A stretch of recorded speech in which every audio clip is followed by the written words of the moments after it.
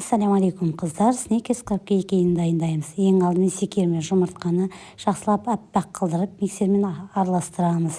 Үстіне комнатный температурада сармайт саламыз, тағы да араластырамыз. Сүт құямыз, араластырамыз. Он, какао қопсықшы салып, ситодан өткізіп, тағы да араластырамыз. Енді формаларға салып шығамыз қасықпен. Менде 18 штук шықты. 180 градуса 20 минут пісіріп аламыз.